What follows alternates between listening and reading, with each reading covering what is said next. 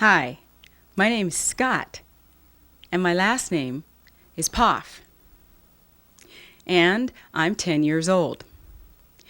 And I was born in 1978. So, I want to tell you a story. It's really fun.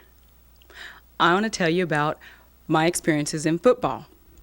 I am a receiver, and I also play left defense. So, when I play, I try to tackle the guy. So when I tackle the other guy, if the guy's trying to catch the ball and I tackle him, I try and push him back. Ha! Yeah. And sometimes some kid will hit me on my helmet and it really shakes me up, makes me a little dizzy. So anyway, my team is the champ. And when we finished that football game, then we got to eat a lot of pizza, and my dad took pictures, and he took a lot of pictures. And after that, then we played a lot of video games. And then also, we drank a lot of pop. And when we finished, we got a special trophy. It's about that big. It really looks nice. It's this football guy in a pose. And we are the champs because we haven't lost any games. And we've got a lot of wins and only 2 ties, if you can believe it. I have 5 mini footballs. And I've been playing football for 2 years and baseball for 3 years. This year, I'm playing basketball. And in December, I started it.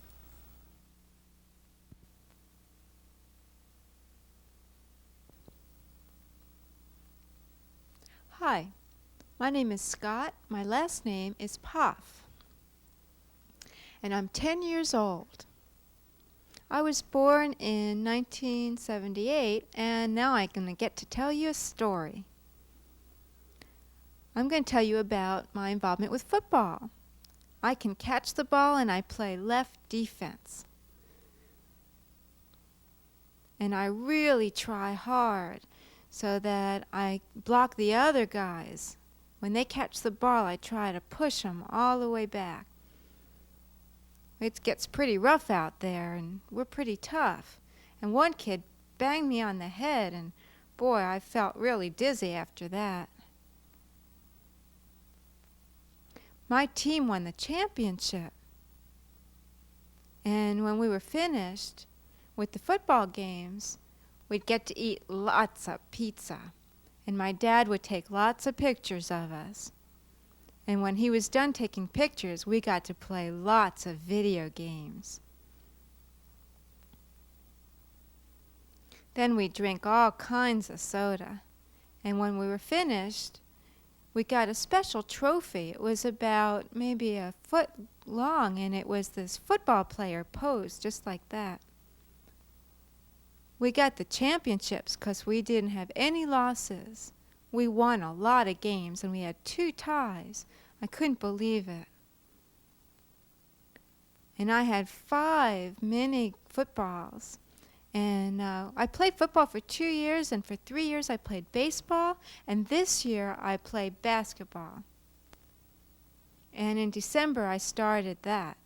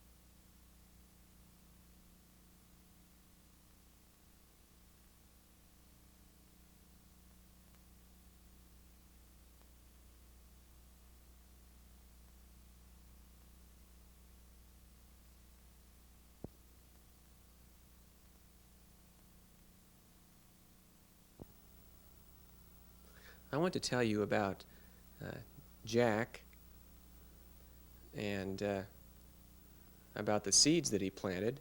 And then first, well, his mother yelled, "Jack, Jack." And then Jack heard his mother calling him, saying, "Jack." So he ran over there and he said, "What, Mom? I'm so excited. Do I get to pet one of the animals?" And his mom said, "Oh yeah, I want to tell you something. I want you to take our cow because the cow has no milk in its stomach." So Jack said, "Well, what am I supposed to do with the cow anyway?" And then his mom said, "Don't worry, be happy, okay? I'm giving you the cow, and I want you to take it to the old market." And so Jack thought, "Oh, what a drag. I've got to go out here hauling this cow along on its halter." He said, "Goodbye, Mom." And so he kind of walked lackadaisically along. And as he was walking along, he came up to this old, decrepit man, and Jack looked at him, and the man said, "Can I have your cow, please?" And Jack said, "You've got to pay me some money, ha, ha, ha, ha." And the old man said, "Well, come on, please. All I have are some seeds, please." And Jack said, "Well, could I have a look at your seeds?" And he laughed again, and he looked at them. He said, "3 seeds? Well," Jack thought about it. He said, "Okay." So he gave the halter to the old man, and the old man ran off. But the cow just stood there, stock still, and it wouldn't budge. It wouldn't go at all. And the old man tugged on it and tugged on it for all he was worth, and still wouldn't move. And so he had an idea. He jabbed it with a sharp knife, and then the cow took off running as fast as it could, just bouncing off down the road, galloping down the road, even damaged a building. And so Jack ran off just as fast as he could go. And he said, "Mom, Mom," when he got home, "I brought something for you. I have some seeds for you." And his mom said, "What? I didn't want a plant. I wanted some money." And she looked at him very stern. And then Jack said, "Oh, Mom, but look, see the seeds?" And he held them out with a big smile. And his mom said, "Seeds, huh?" And she threw them over her shoulder, very angry. And then Jack began to cry. He said, "Mom, I wanted those seeds." And he began to cry, and he wept so much. And then she sent him to his bedroom, and he ran in there and stomped around and kind of beat on things and had a temper tantrum. And so, okay, he slept till the next morning. And since he didn't have any breakfast or dinner or lunch, he woke up and kind of opened his eyes halfway and looked out, and his jaw just dropped. He couldn't believe it, because outside, those seeds had grown up to become this really high plant, more than you could even believe. And Jack looked up there to where it was, and his heart thumped, and he couldn't believe it. His jaw just dropped open. He was so amazed. So then Jack ran up to it, and he began climbing. It was kind of like a tree, you see, but it had no leaves on it. So as he was able to climb very quickly. He raced up that beanstalk. He was real smart. He went all the way to the top. Then Jack peered out. There were clouds all around. He peered over the clouds and looked around.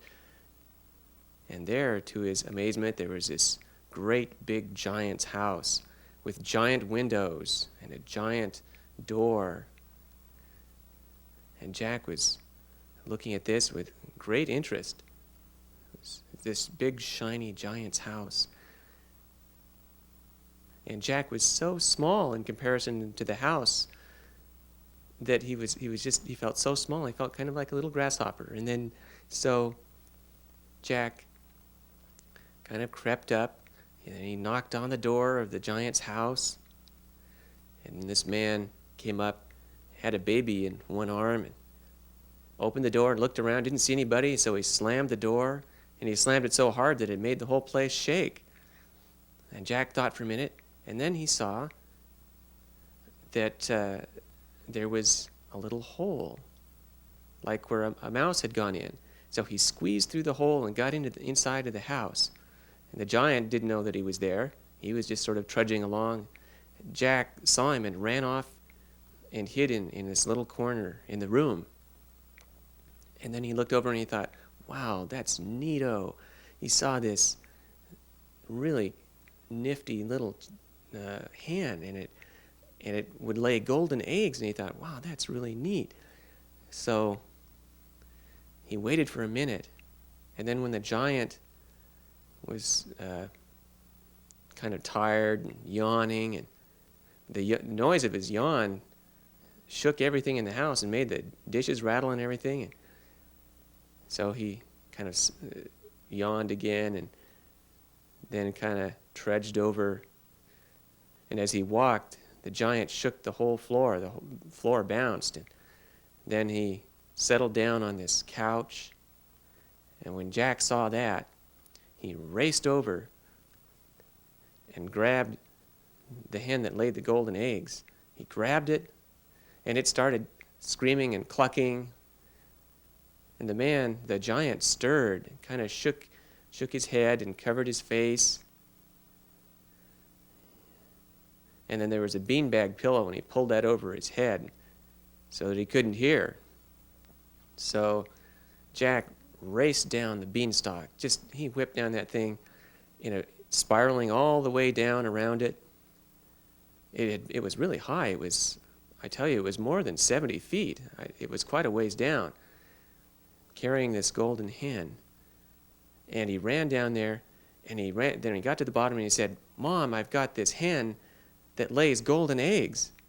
And his mom looked at him, and she couldn't believe it. She said, where did you get that thing? And Jack explained, well, I got it way up from the top of this beanstalk. There's a giant up there. His nose is as big as I am. And so then Jack's mom said, are you kidding me? That sounds like a lot of baloney. And she had a good laugh out of it. And then Jack said, no, I'm not kidding. It's the truth. I'm telling you the truth. Mom, I'll run back, okay? So he ran real quickly back up the beanstalk.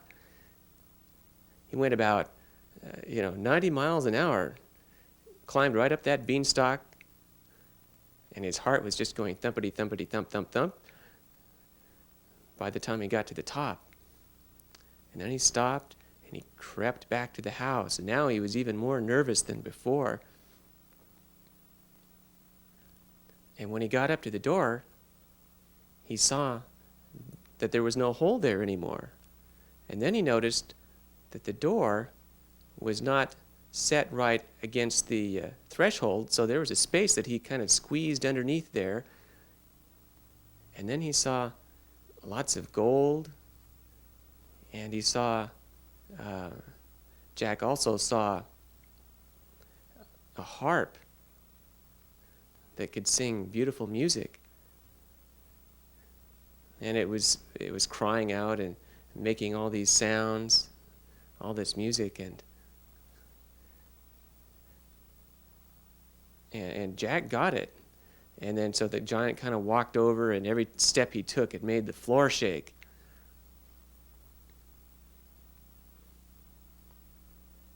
And there was kind of like a small cave that Jack squeezed into. He was barely able to squeeze into this part of the building that was damaged. And he could hear the giant coming. And he tried to get away real fast, and he wondered where he was. And then the giant's wife said, now you stop it. You get out of that cave. You understand me? And then the giant, he started to cry big tears. He said, I've lost my golden harp and my hen that lays the golden eggs. And he started boo-hooing all over the place. And meanwhile, Jack was running as fast as he could. He ran down the beanstalk, climbed down the beanstalk, tossed the harp to his mother. She couldn't believe it. It was so heavy. And he said, "You hold on to it, Mom, for a minute, okay? I'm going to go get an axe." And he started chopping on the beanstalk. And the giant, knew that it was starting to, he could feel the vibration, so he was climbing down as fast as he could. And Jack looked up, and he saw the giant